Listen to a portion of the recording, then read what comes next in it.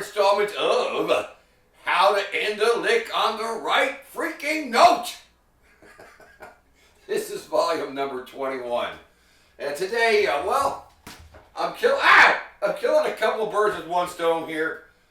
Yes, I've got, a lick going here across the chord pattern, and we're ending on chord tones.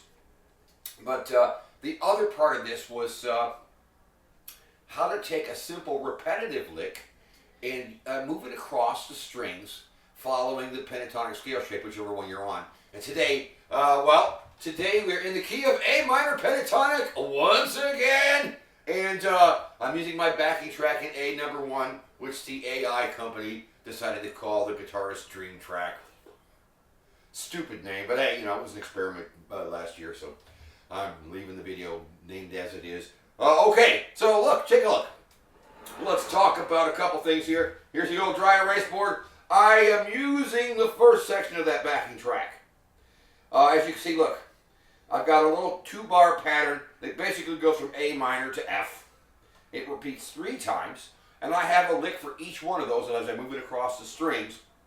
And I end on a chord tone of F. And real quick, the chord tones of F are F, A, or C. Take a look. If you don't know that, if you just look at your cowboy chords, first position chords, and you look, if you know your notes, you can see the notes in an F chord are F, A, or C. Safe, no stand on. So there's that part. The last part of that progression in the loop is E minor to G, and I end each lick there on a chord tone of G, which would be G, B, or D. And again, you can look at an open G chord and see what those notes are, and you should know that. So yeah, once again, you can't just play a lick and stop it and hope that it sounds good at the end. You got to know what you're doing. What else can I tell you? Oh yeah, I'm using the home pentatonic, I like to call it. I call it pentatonic number 1 in the key of A. I'm way up at the 17th fret, and I just stayed there. But you could actually pull these ideas off with any pentatonic shape. But let's use this one because everybody knows it. All right, now, let me get this out of the way. Here's the gist of this thing, this repetitive lick.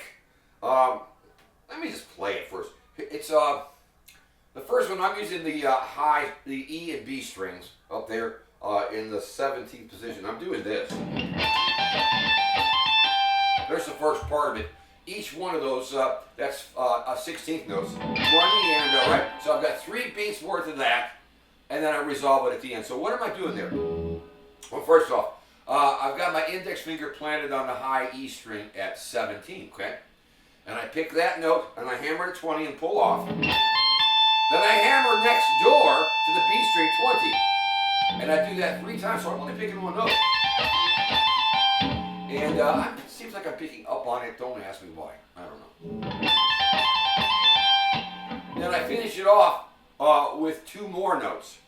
I'm going to hit the high string 17 there, and then I'm going to go to 20, and I'm going to push it up to an A note if I'm resolving it. Well, it works for either. It works for either. It works for the F chord because that note, when you push it up, becomes an A note, which is a chord tone of. That's a chord tone of F. If I were to resolve it to G, check this out. If I were to resolve that lick to G, I would probably do this. That's a half-step bend. That's 19 on the B string. If I were to resolve it to F, one way you could do it is this. That's kind of pretty, right? I played there. I played 18 on the B string, which is an F note. So there's that one. Now let's go on. Let's move the lick over. I'm going to do the same lick on the B and the G strings like this. Check it out. Now did you hear that last note there? That's the flatted 5 there. That note there is an E flat. Sounds cool though, so I'm still doing the same move. So you see my point here is you can move a lick across the strings physically. You can play the same little fingering on different strings. Just follow the scale shape. But that sounds kind of cool, don't you think? So that was B string I picked 17, hammered to 20, and pulled back off. Then I hammered to 20 on the G string. And that was, again, that's one beat. 1 E and up, and I did it 3 times. 1 E and up, 2 E and up, 3 E and up. And then to finish it off, if I wanted to resolve it to F, I'd do something like this. 1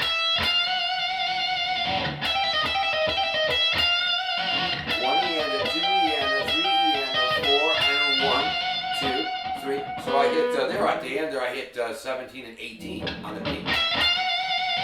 So that's a nice one. Let's see. If I wanted to resolve this one to G, I could do a couple of things. Let me just give you some examples. Same lick.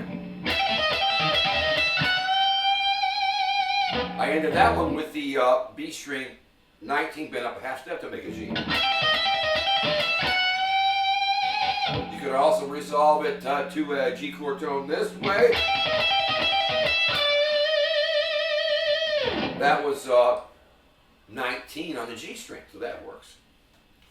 Okay, what else? Let's keep going. I mean, so there's options. As long as you know what the chords are underneath you, and you know the lick stops on whatever chord is underneath you, you've got to end it on a chord tone, you should. Okay, let me move it over one more time. And I'm following the scale shape, the shape of the pentatonic in that area. So now I've got this. Now, what did I do there? I started on the G string, 17, and I hammered the 19 and pulled back off. Then I hammered to the D string 19. So there's our little one bar, or one beat, 16th note pattern. 1 E and up, 2 E and up, 3 E and up. And then to finish it off, if I wanted to resolve to F, I would probably do this. So I played there. To resolve it, I played 17 on the G. And then I played 19 on the D string, which is an A note. The chord tone of F. The video's getting kind of long, but let me talk about this. Let me do the same lick again and resolve it to a chord tone of G. Here's an easy one. That time I went at the end there, I played the very last part there, I played 17 and 19 on the G, which is C and D. And D is a chord tone of G.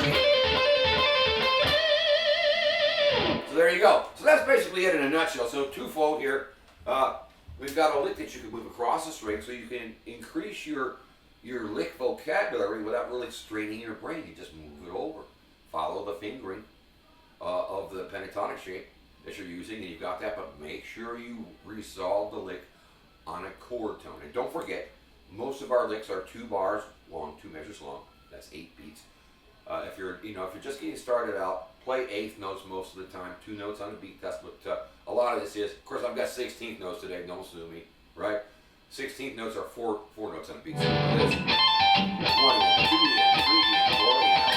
2, 3. So you got to lock into the groove, but.